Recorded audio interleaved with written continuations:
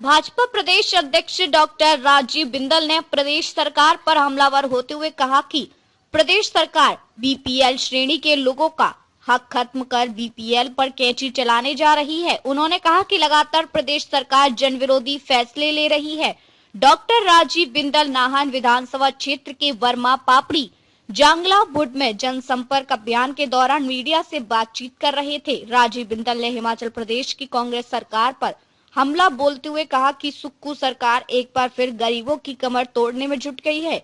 अब बीपीएल के नए नियम लागू कर गरीबों को योजना से बाहर करने की सुनियोजित साजिश रची जा रही है। डॉक्टर बिंदल ने कहा कि कांग्रेस सरकार द्वारा बीपीएल के जो नए नियम लागू करने की तैयारी की जा रही है, उनके लागू होते ही बड़ी संख्या में वे लोग जो वर्तमान में बीपीएल श्रेणी में है, सूची से बाहर हो जाएंगे। प्रदेश अध्यक्ष ने कहा कि व्यवस्था परिवर्तन की बात करने वाली सरकार पतन की ओर प्रदेश को ढकेल रही है। उन्होंने कहा कि एक तरफ जाकर केंद्र सरकार लगातार कल्याणकारी योजनाएं चलाकर आमजन को लाभ पहुंचाने की कोशिश कर रही है, वहीं कांग्रेस सरकार आए दिन जन विरोधी फैसले ले रही है।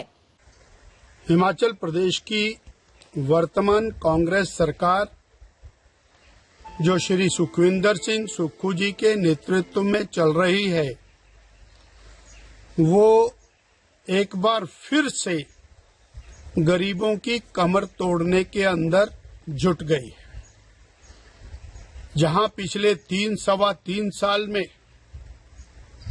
आम आदमी का, गरीब आदमी का, सामान्य नागरिक का जीना दूभर इस सरकार ने किया है, वहीं बीपीएल के नए नियमों को लागू करने की तैयारी कांग्रेस की सरकार ने की है।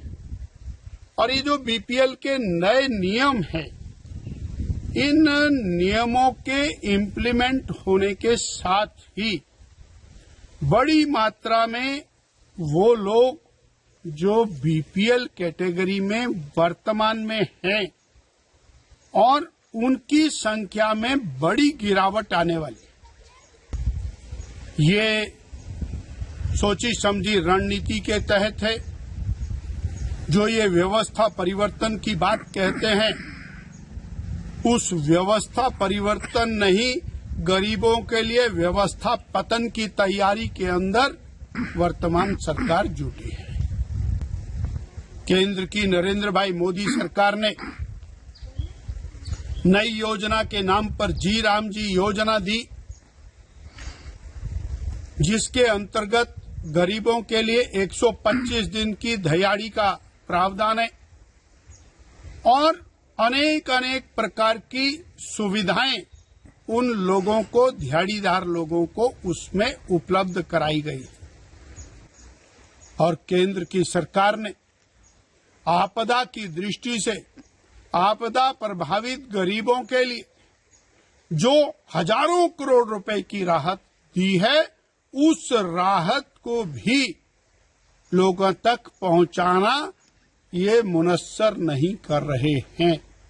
उसकी बंदरबांट पर वो प्रभावित लोग हैं, वहां पैसा लगना चाहिए, वहां नहीं लग रहा।